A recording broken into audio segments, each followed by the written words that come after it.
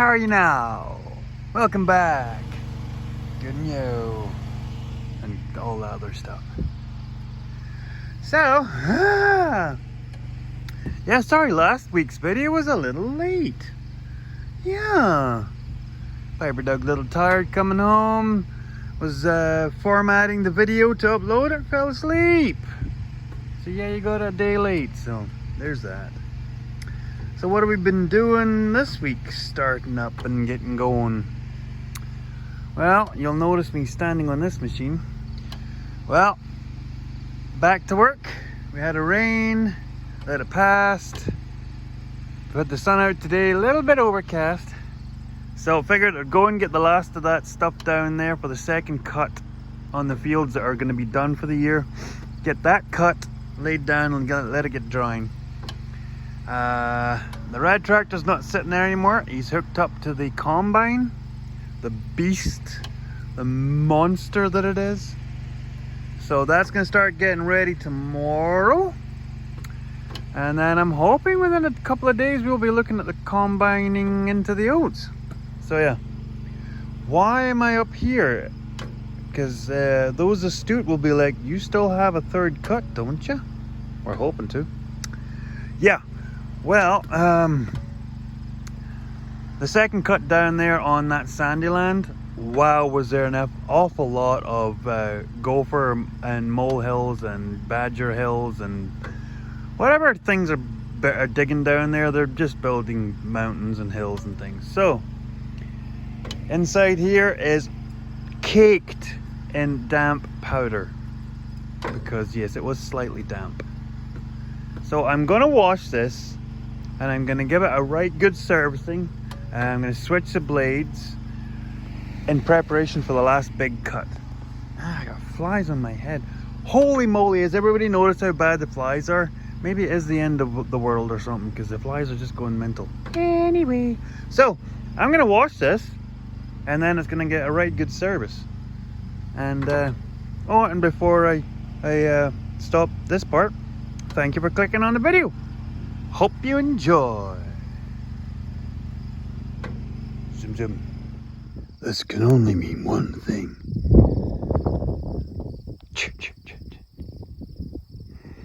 She's as ready as she'll ever be, boys. Yeah. Like I said, I am learning. I am just learning about these old pull types. Yes. Before we go into any big crops, all this needs to be addressed. Because those belts ain't gonna last long. But I just needed to do 6 acres. And then all this stuff we'll get ready for next year. Because for the most part, mechanically, she's good to go. She's ready.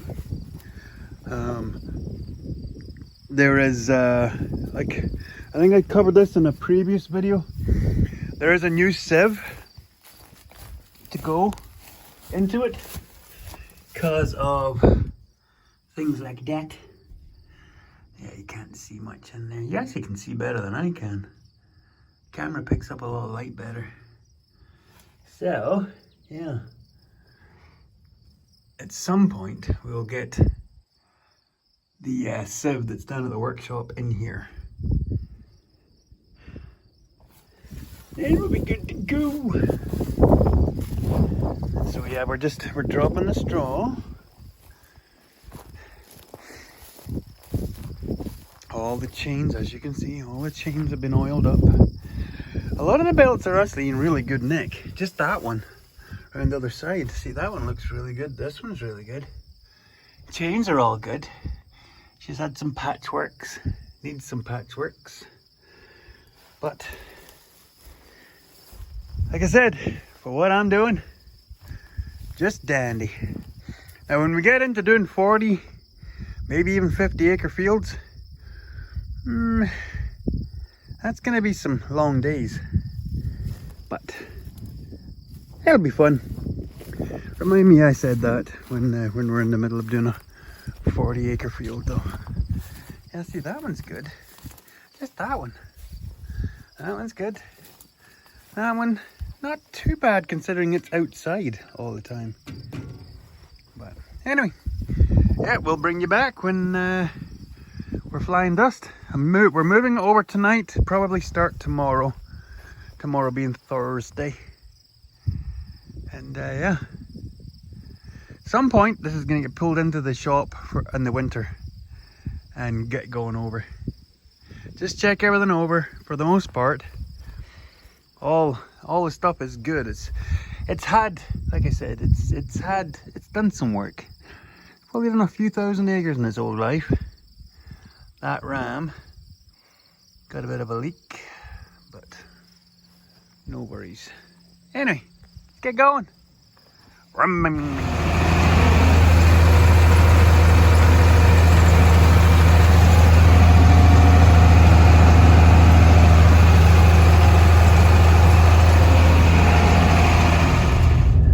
And just like clockwork, there's the rain. Take out a combine, it's gonna rain. Most of the time, if you cut hay, it'll rain, but not all the time. But if you cut hay and you bring out a combine, it's gonna rain. Yeah. Son of a gun. Okay, as you saw in the last clip, we got rained out of the big monster combine crop. So what do you do when you're rained out just enough? Well, of course you break out this thing. Yeah, that's what you do. So what have we been doing for the rest of the afternoon? Well, one of the jobs that I had to do was, if you look at the back of the structure there, you can kind of just make out a whole row of little skinny posts kind of all haphazardly rammed in the ground.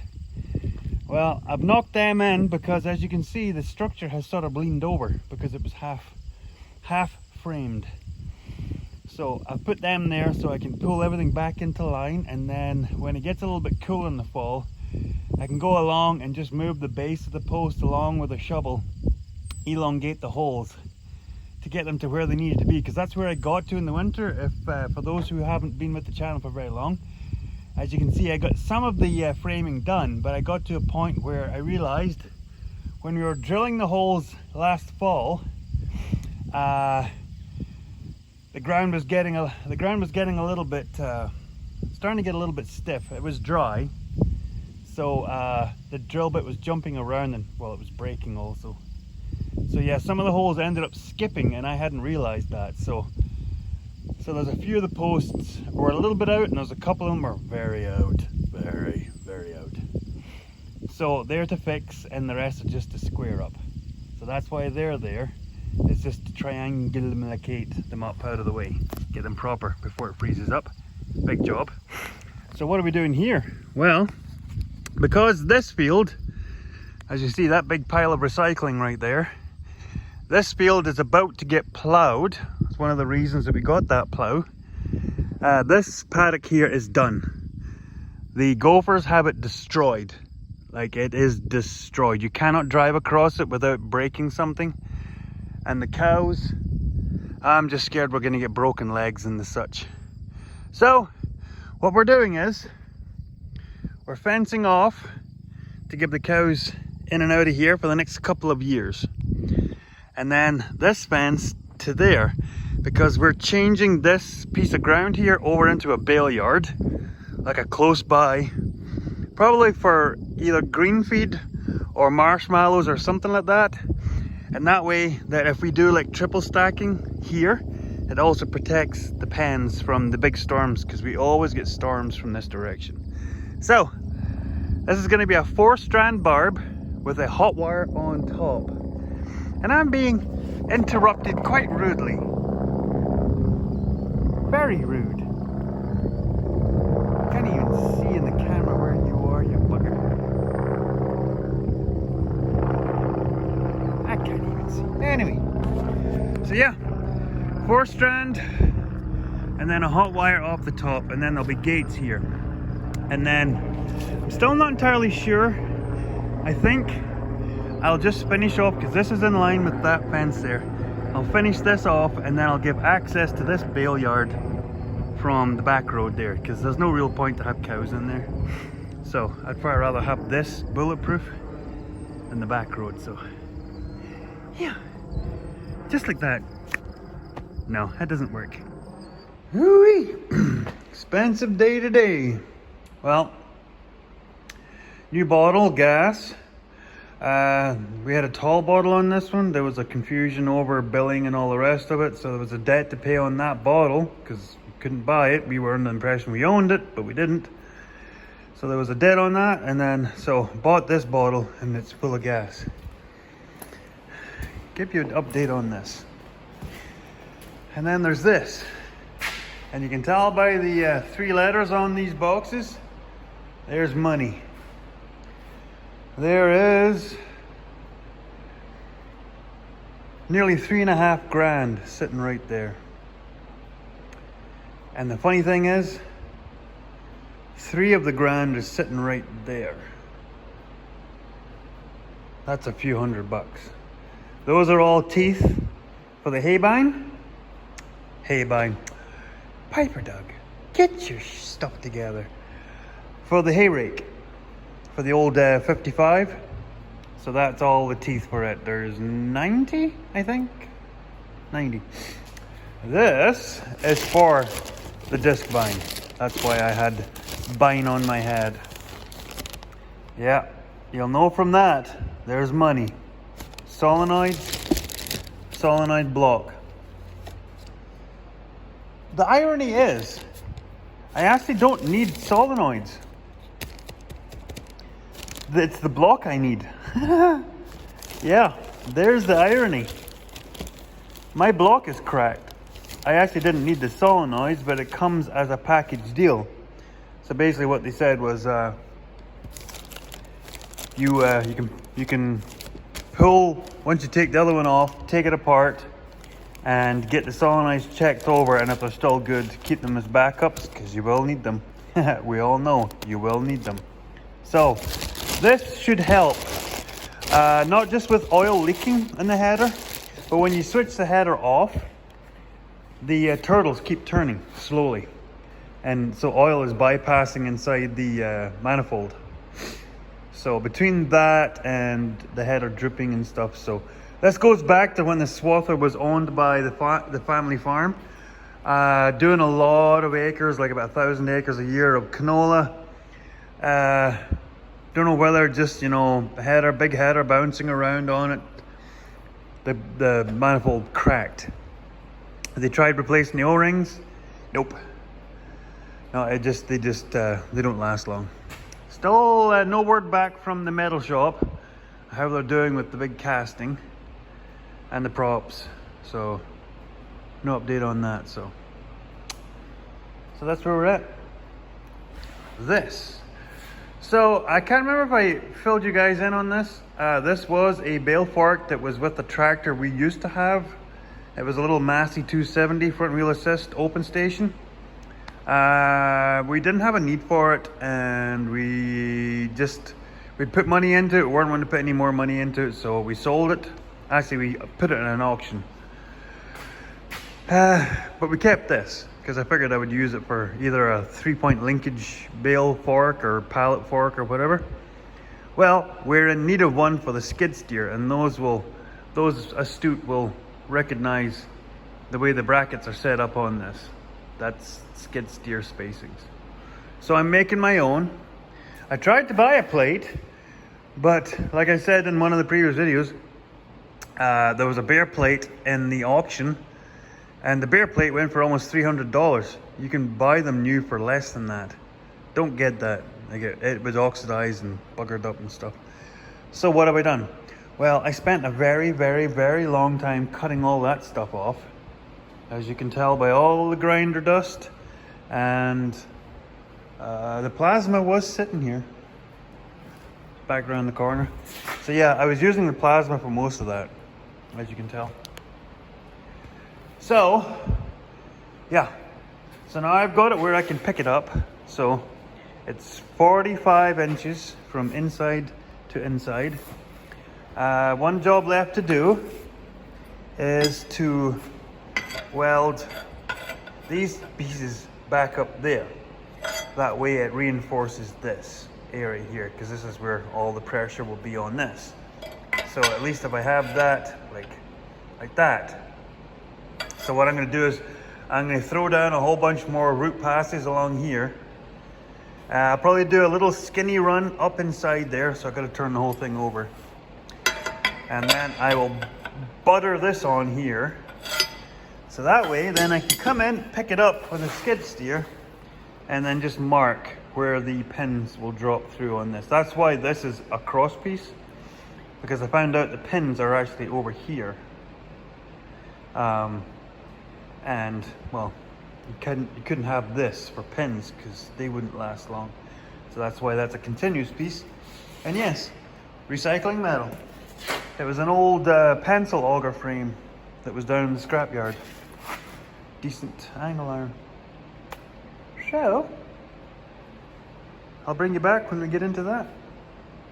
Oh yeah, and I was pricing out a new whip for my MIG welder, because this one is pretty well done. 35. I thought it was a 28. Dang it. Anyway, I told him I would get the serial number from it. So yeah, now I've got gas. Get back at her, because as you can see, she was starting to get a little sooty. Anyway, let's get going. So, it's time. This will show you. So I've got that pair already on, and then you look at this one, and then where is it? Line one up, and I'll show you how badly worn they are.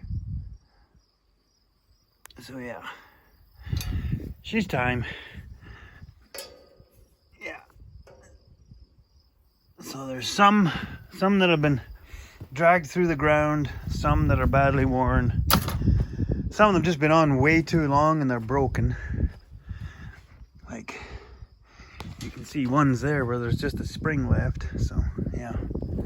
But these are original teeth for this.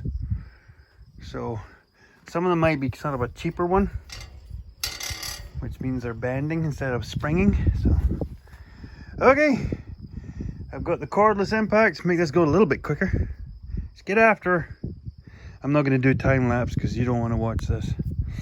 Yeah. Faduckos. Lovely day though. On the road again. Just can't wait to get on the road again. Oh, I tell you, having all new teeth on the old rake. Oh, it's like having a brand new rake. Oh, there's not even a blade of grass or nothing left behind that was cut. Oh, clean as a whistle. Whoop, whoop. Yeah, that was not a pleasant job. No, that wasn't. There was a good chunk of those rake teeth that had never been taken off that rake. Yeah, those bolts were not easy to get out. So yeah, that was fun. That was the better part of about 2 hours of my life. A couple of bolts did not make it back into service. They had to go to the great recycling god in the sky. So yeah, but all 90 are replaced, and we are getting gone. So this is the last 40 acres of this field get raked up, and then this will be us in standby to do the last hay cut of the year, which will be third cut on that quarter up there. So probably the better part of half of that field will be getting cut, at least. Holy moly, gosh and darn it, what happened there? Wow, that was not pleasant. Yeah, scared the calves. Anyway, yeah, starting to lose light. Oh, these late summer about to turn fall these evenings. Oh, like I said, get twice as much done in the same amount of time. Where you go, you wee buggers? Lots in that field and you gotta be in this one. Buggers. First tank in the creek there.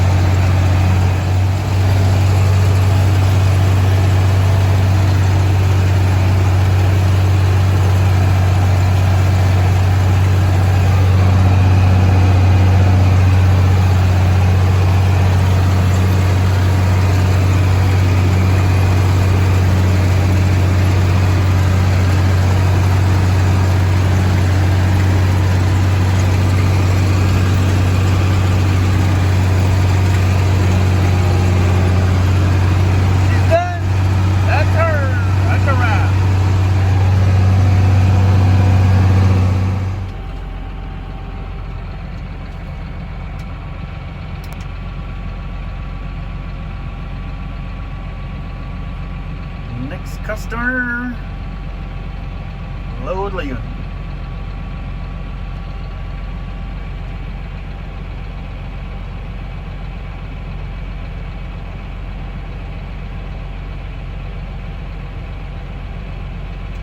So right now everybody wants the 50-50 blends.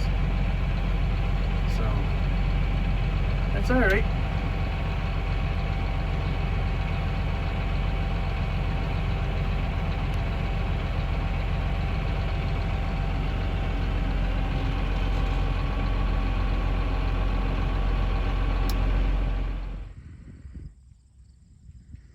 The only thing left to do is run the hot wire on top. Like I said, that's how all the fences on this farm are going to be. 4-strand barb, bottom wire, for anyone who knows, starts at the top of the boot. Because there really is no point in putting wire any lower than that. Because even a newborn calf isn't going to get under that. As long as you keep your wires good and taut. And then this is just right at the hip bone for us tall people. And then, like I said, we'll run a strap round there and then we'll put the insulator up here. So the hot wire will run right along the top of the posts. That's what's in the paddock between the two heifer pens. That way the bulls, we've never had the bulls even contemplate going over the top of that fence. And they're right nose to nose. So, yeah. Oh, so, what are you doing, Piper Doug? Getting a drink in a dirty bucket. Well, I figured this raging fire's got out of control, so I'm gonna go put it out. It's a beautiful thing. It's a beautiful thing. Squirrel. No, I'll show you when we get around the corner here. You might be able to see it already. There's a couple of fence posts on that fence. They got so hot, they're starting to combust. The fire never got to them, just the heat. Now she was hot, that's why the tractor's sitting back here. You'll notice here, now this is the width of the post. I know they kind of look far apart, but this is 1, 2, 3, 4, 5. 5 medium paces, not long, not short. Right in between, Goldilocks zone. But because it's only 3-strand, we've had trouble. there will be the odd cab that will climb through this fence. So this fence will get restored, we'll put it that way. Put new tensioners at either end, probably one in the middle, pull the wires up, and then add a fourth wire, and then put the hood on top. These ones here with the 2-strand electric, yeah, they're getting totally redone. Sometime. Yeah, see, burning away already. It's only been, what, 40 minutes. So yeah, once it burns down a bit, I'm going to start pushing it in. Go and get the bucket on. Yeah, that's, I'm going to fill that up with what's in the combine, and what's left will fit back into the other creep feeder. And then that'll be that taken care of, and then we can get the poop spreading, because this is where most of it's going. Not just that pile, almost everything. We're going to lay it on thick out here. And then that big plow, oh, she is going to tear through this load. Giggity. Gonna evict all you little buggers. Aye. Evict you. So yeah, you can just kind of, I'll put this down. Ooh. Yeah, you can just kind of see a couple of posts are smoldering, so. There's Ross. Hey Ross. The unsung heroes of the roads around here is, not all of them. Don't get me wrong, not all of them. Ross is one of the good ones. Bernie. There you go. Burned away. Yeah. That's the thing is, we left this pile out here for a number of years. Hopefully you can hear me, it's a bit of a breeze. I left this pile out here for a number of years. Let the cows and the calves use it for a scratching post. Critters climbing all over it, but there comes a time where it's either completely out of your way, or it's time to clean it up. And like I said, this field has to get torn up, so if it was closer, we would have dropped everything down in the ravine and just left it there. But the amount of time you take driving back and forward, dropping all that stuff, burning diesel, I don't think you'd be any further ahead. So yeah, this'll sure help. This ground, we'll get it covered in manure, and then we'll get it plowed up, and oh, she'll produce.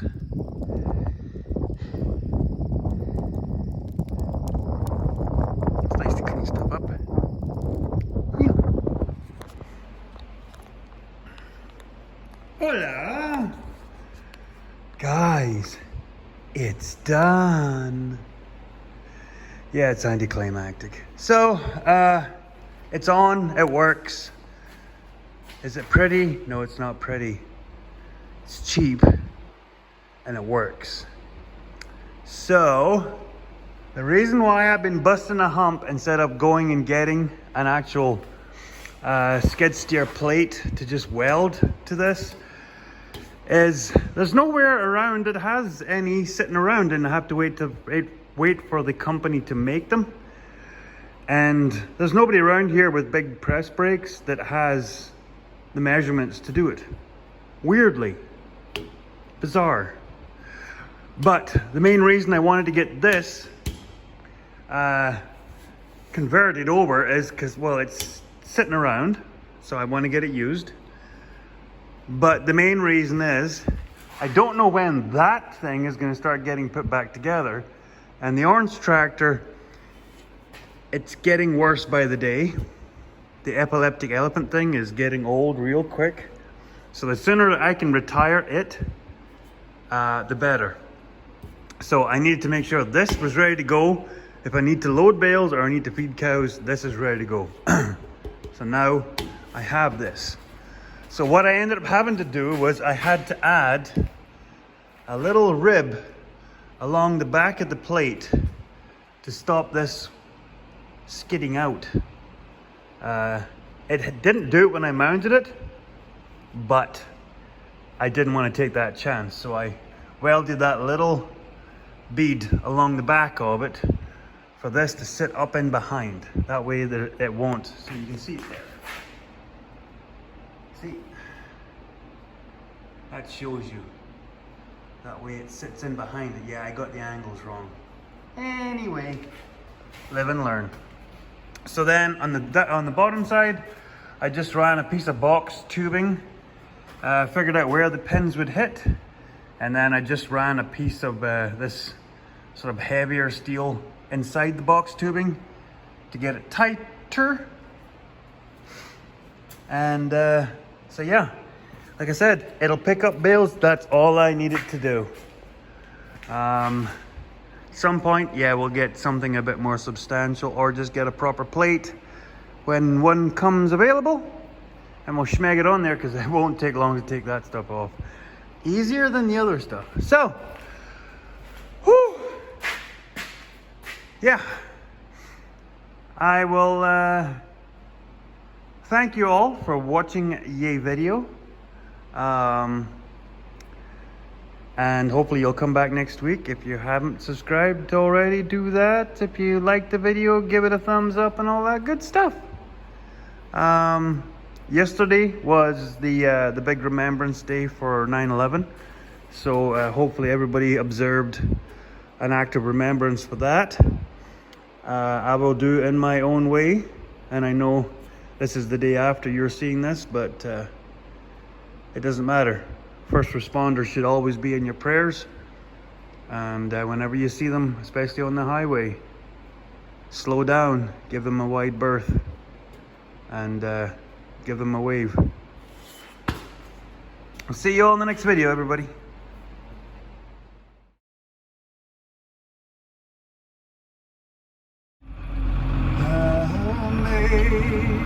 Amazing grace, how sweet the sound that saved a wretch like me.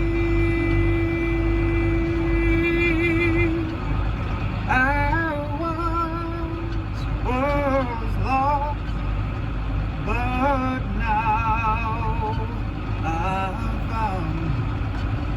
Was blind, but now